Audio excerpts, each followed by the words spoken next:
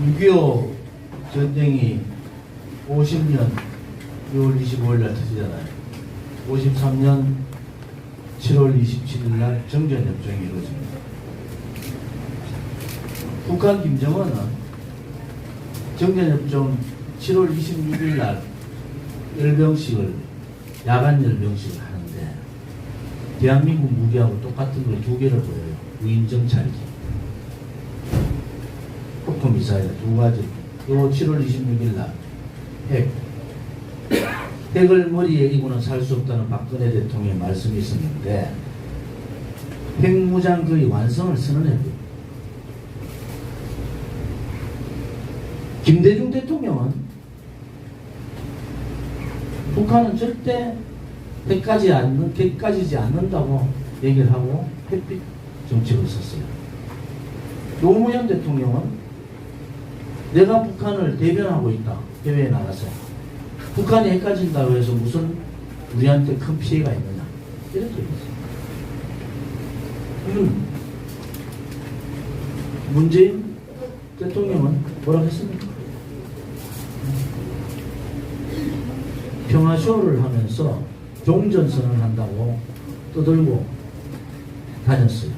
거짓 평화쇼를 5년간 했어요. 이 사이에 북한은 핵을 완성했습니다. 북한 핵은 이미 경량화가 되어 있고 100개 가까이가 있다. 이것이 국제 전문가들의 얘기예요. 북한은 핵을 완성했는데 그 다음 단계는 뭐겠어요? 이제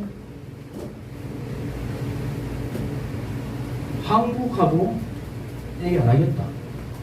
통미, 미국하고만 얘기하겠다. 이게 문재인 정부 때 얘기였어. 한국을 고립시키고 미국하고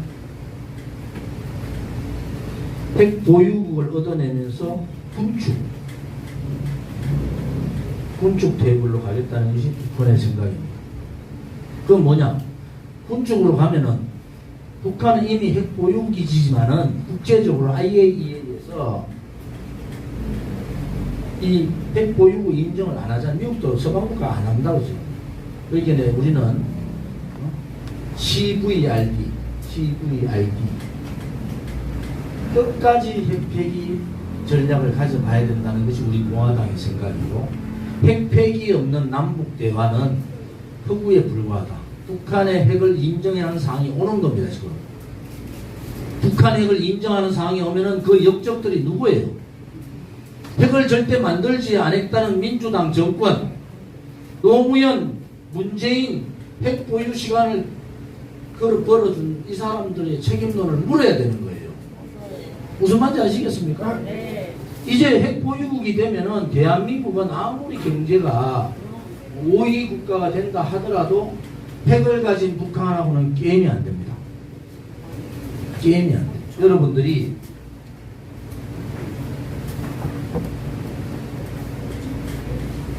대한민국 이랬어요. 여기가 수도 서울이고 휴전선 이랬어요. 평택 여기 평택, 오산 평택, 오산 비행장 평택 미군부대, 오산. 북한이 딱 3시간 만에 침략한, 딱 3시간 평택까지 장악을 했대요. 소위 대한민국의 중심인 수도권을 완전히 장악. 이쪽 크게 신경 안 써요. 딱 여기만 딱 장악. 어떻게 합니까? 핵을 가지고 부산, 대구, 그 다음 일본의 동경, 미국의 괌, 미국 본토에다가 핵을 딱 갖다 댑니다. 핵을 딱 갖다.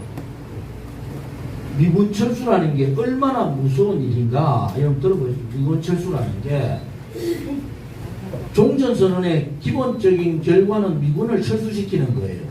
말로는 종전선언을 하지만은 미군 철수 안 하고 하면 그렇지 않습니다. 종전선언을 하면 자동적으로 미군 철수의 과정으로 가는 거예요. 미군이 철수했어. 일본의 오키나와에 다 철수하고 괌에 미군이 가 있어요. 딱 3시간 그 여기에 3시간 동안 지속적인 남침을 해버립니다. 그리고 미군이 들어오는 시간 전에 핵을 딱 동경에 서울에, 부산에, 미국에 딱 핵을 딱 갖다 댑니다. 그걸 어디서 갖다 댈지는 뭐야? SLBM. 잠수함으로도 올릴 수 있고, 기차 타고 가다 기차에서도 쏠 수 있고, 여러분들이 상상할 수 없는 이제 발사수단을 북한은 만들어놨어요. 이게 현실적으로 일어날 수 있는 사실이고, 이게 미국에서 굉장히 제일 두려워하는 사실이다. 그래서 좌파 사회주의 친중 친북 정권에 속으면 안 된다는 거예요. 여러분들 속으면은요 3시간 만에 평택 오산까지 장악을 하고 나머지 팩을 가지고 미군이 못 들어오게 협박을 하는 겁니다. 동경이 불바다가 된다니까요. 부산이 불바다가. 그럼 어떡합니까?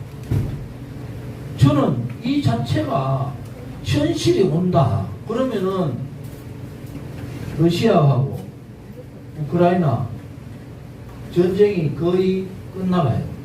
정리가 될 때는. 이번에 용병 사태가 벌어졌죠. 얘들이 어디로 가서 아프리카 가서 아프리카. 얘들은 이미 벌써 바그너 그룹하고 이쪽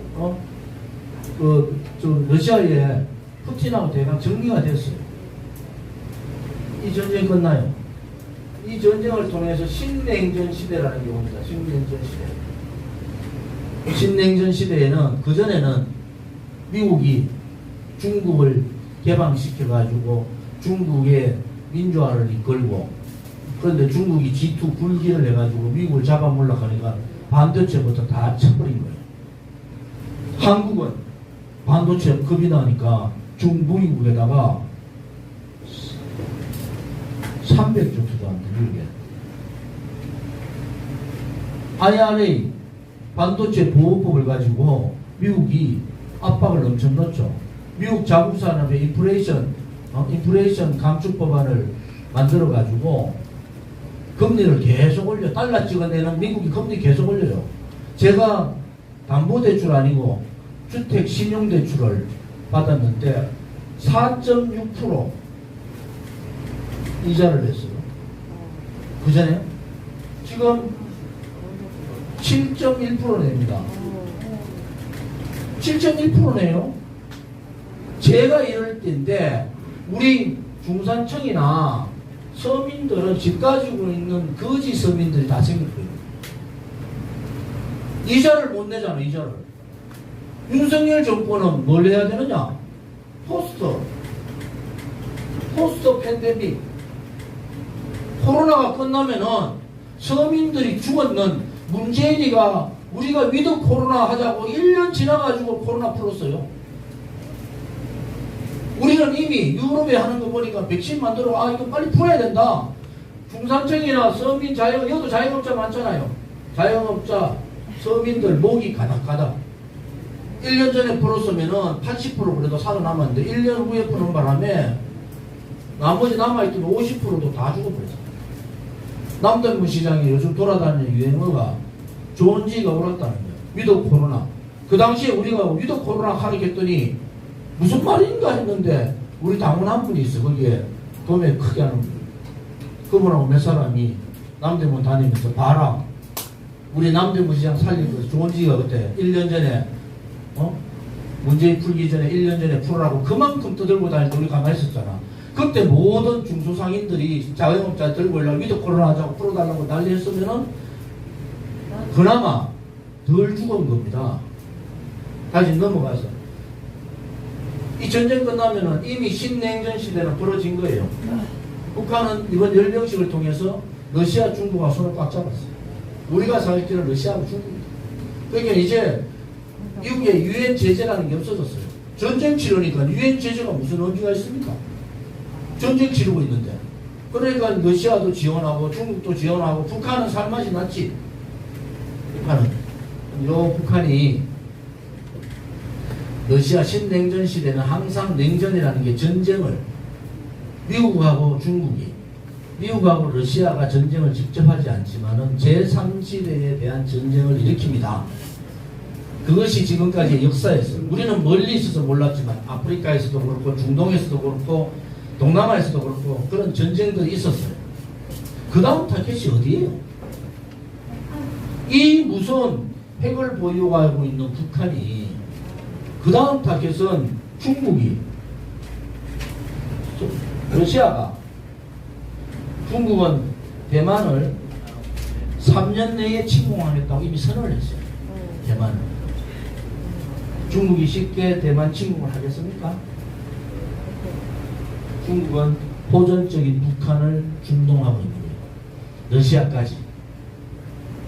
또 다른 러시아 우크라이나 전쟁이 아닌 소위 말하는 공산주의 세력과 자유민주주의 세력의 전쟁이 벌어진다.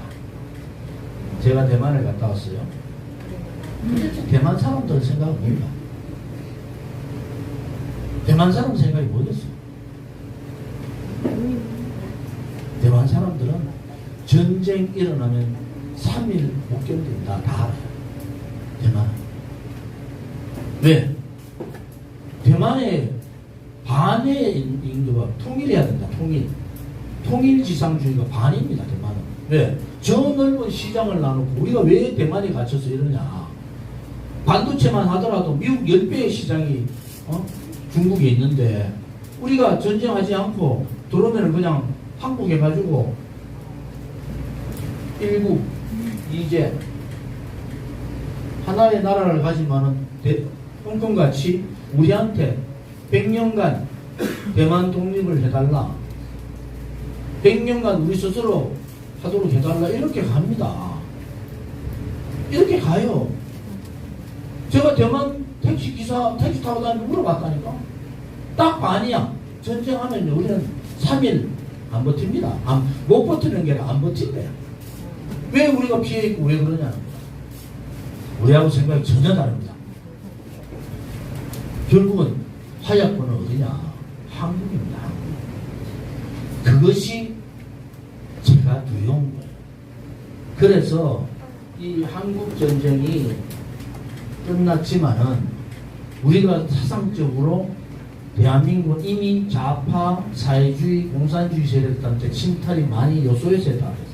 간첩이 얼마나 있을지도 몰라요.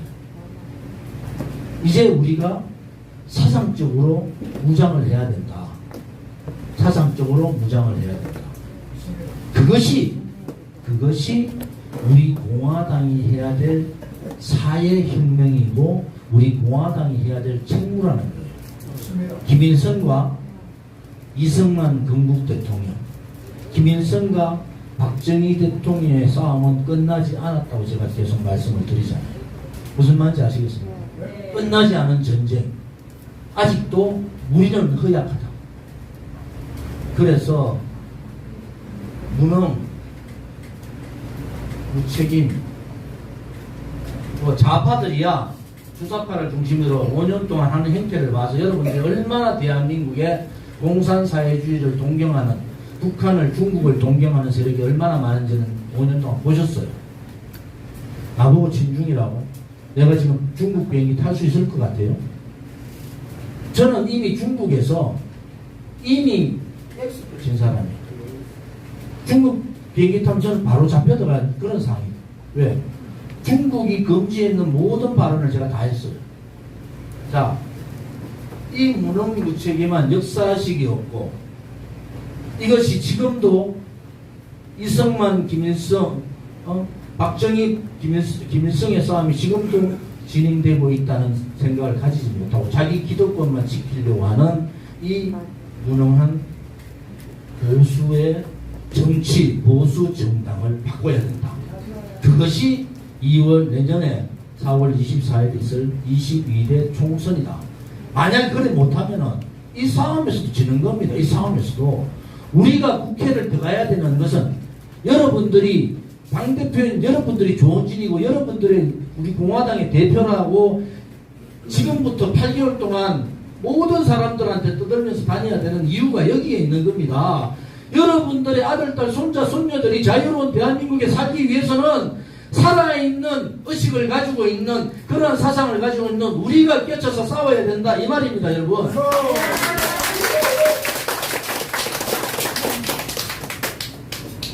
다음에 보도자료는 마지막으로 오늘 나가는 보도자료입니다. 오늘